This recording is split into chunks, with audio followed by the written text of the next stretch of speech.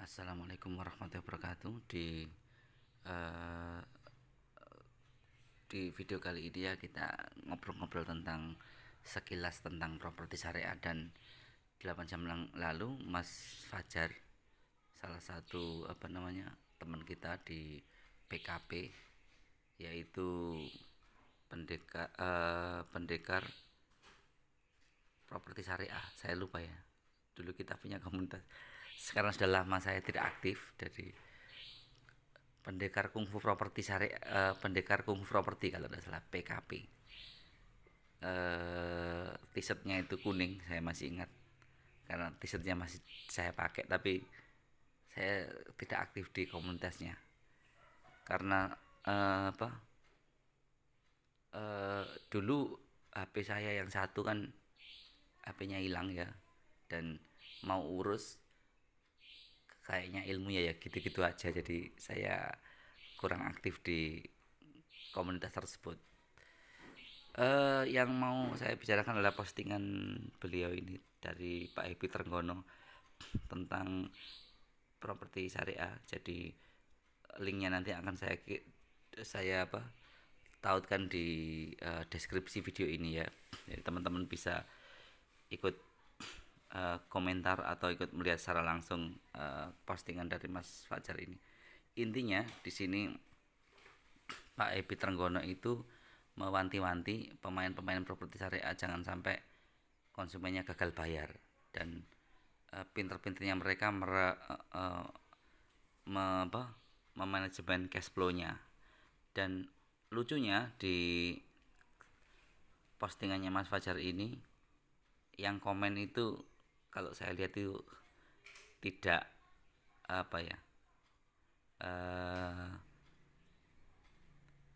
tidak punya kapasitas sebetulnya, dan tidak terjun di properti syariah tersebut. Properti syariah yang disebutkan versinya Pak Happy Trenggono ini. Jadi oleh karenanya saya secara pribadi pengen juga mengomentari, karena kita kan dulu juga beberapa tahun yang lalu, tahun 2018 kita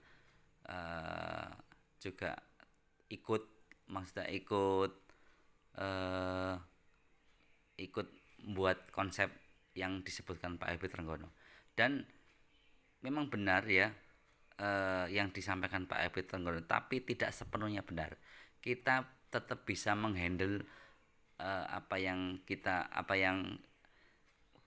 terjadi hal seperti itu, seperti konsumen macet, kemudian kita selalu cari alternatif lain. Seperti contohnya, kalau disebutkan di sini di postingan ini adalah gagal bayar ke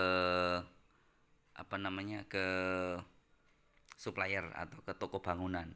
Toko bangunan bisa kita siasati per minggu bayarnya sekali. Jadi kalau Anda bangun proyek besar itu seminggu sekali bayarnya, 2 minggu sekali tidak masalah, dan tidak harus lunas bayarnya, itu dicicil juga bisa. Contoh, ada tagihan 9 juta, kita bayarnya cuma 2 juta. Toko bangunan nggak masalah, yang penting bisa muter, yang penting kita bisa bayar seminggu sekali atau 2 minggu sekali, terserah, kita sesuaikan dengan cash flow kita. Sekali lagi, apa yang saya sampaikan ini berdasarkan apa yang kita alami sendiri ya.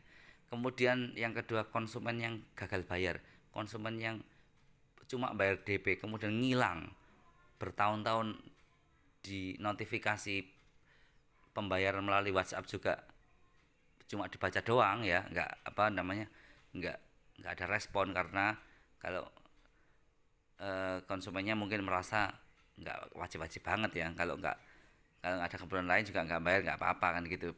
Kalau kita baca di tulisannya Pak Epi Trenggono ini, bisa jadi demikian juga ya. Maka sekali lagi saya bilang, bisa jadi ada benarnya juga Pak Epi Trenggono ini. Akan tetapi kita juga tetap bisa menyiasati. Contohnya orang-orang tersebut bisa kita beri SP1, surat peringatan 1. Ketika mereka menerima SP2, SP1 ini harus segera melakukan pembayaran. Kemudian SP2, konsumen akan dikembalikan uangnya yang sudah masuk, tapi tentu saja dengan cara kalau unitnya sudah laku. Jadi tetap developer memainkan hal tersebut. Kemudian yang kedua, kita juga bisa lakukan contohnya ini ya, eh, denda yang denda denda yang dibenarkan. Jadi maksudnya gini, ada di dalam Islam itu kita diperbolehkan memberikan denda ya, denda berjalan istilahnya. Kalau telatnya sehari ya seharinya berapa gitu ya.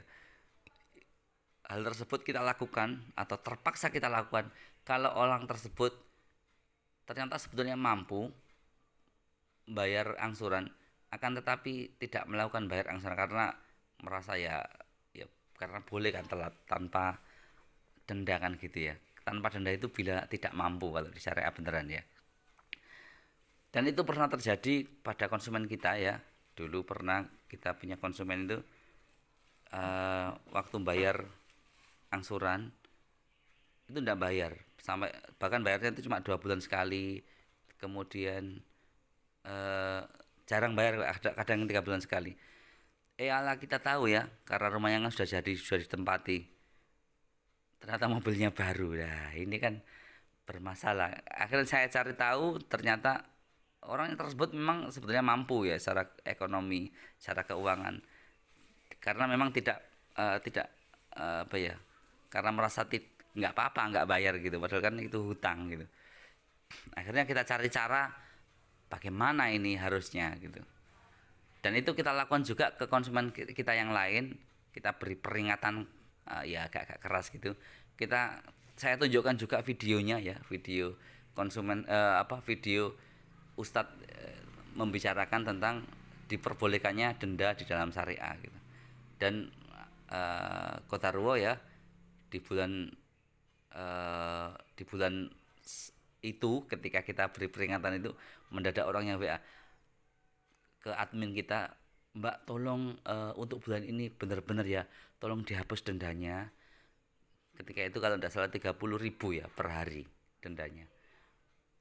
Beliau telat 2 hari ya, kita tunjukkan 60.000 rupiah harus dibayar karena berdasarkan ini dan ini kita mewajibkan denda tersebut dikenakan ke konsumen berdasarkan ceramah Ustadz ini. Kita sebutkan, kita kirimkan juga videonya ke konsumen tersebut, dan alhasil alhamdulillah ya aku memberi jalan sampai saat ini konsumen tersebut lancar bayarnya. Kemudian apalagi hal yang paling penting ya dari postingan ini yang ingin saya sampaikan ialah respon kita. Jadi jangan sekali-kali kita membaca postingan itu mendadak kendo. Jadi mendadak kita ini, waduh ternyata hal yang saya pilih, kesalahan sebesar apapun yang kita pilih ya, kalau kita itu mempunyai niat baik, mempunyai etikat baik, ini memang sudah kudarwo ya. Memang dulu kesalahan kita, kalau kita pilih A, kita pilih skema seperti ini, ada jalan kok, pasti ada jalan. Yang repot adalah ketika kita tidak berpikir seperti itu dan membaca komen-komen yang ada di semisal seperti ini ya, komen-komen seperti ini yang saya baca ini, lihatnya mereka benar-benar bukan pemain, bahkan hanya pengamat amat doang. Nah ini yang bahaya. Jadi sekali lagi yang paling penting yang saya tekankan adalah respon kita. Harusnya dengan seperti ini kita pengen tunjukkan, dan harusnya dengan seperti ini memang benar adanya seperti ini, akan tetapi tidak sepenuhnya benar. Kita masih bisa itu kalau memang kita sudah kadung di dalam skema properti syariah yang disebutkan oleh Pak Happy Trenggono ini. Jadi sekali lagi saya tidak mempunyai maksud apapun ya, intinya jangan sampai apa yang kita baca ini membuat kita itu gembos atau kendo, tidak mau bergerak. Wah, ternyata jalan yang saya pilih salah. Kalaupun memang benar salah, kalau kita punya etikat baik, kalau kita masih diberi kesempatan untuk bernafas ya eh, sama Allah Subhanahu wa taala, pasti kita ada peluang. Kita gelar sajadah kita mohon sama Allah, ya Allah, mungkin ini kesalahan saya yang saya pilih dulu, akan tetapi engkau adalah sebaik-baiknya pemberi solusi, jadi berikanlah solusi yang terbaik. Jadi bimbing saya untuk selalu belajar di dalam melakukan bisnis dan sebagainya.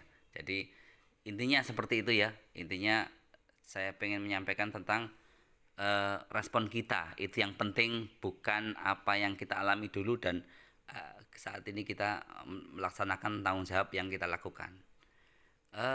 Apa yang saya sampaikan sekali lagi, tidaklah omong kosong, kita benar-benar juga pelaku. Jadi artinya kita melakukan mengalaminya apa yang disampaikan oleh Pak Ebi Trenggono ini. Semoga bermanfaat ya sharing-sharing kecil kita kali ini, dan tetap bergerak untuk yang terbaik untuk diri kita, untuk keluarga kita, dan untuk bangsa kita. Terima kasih. Wallahu a'lam bishawab, dan akhirul kalam. Assalamualaikum warahmatullahi wabarakatuh.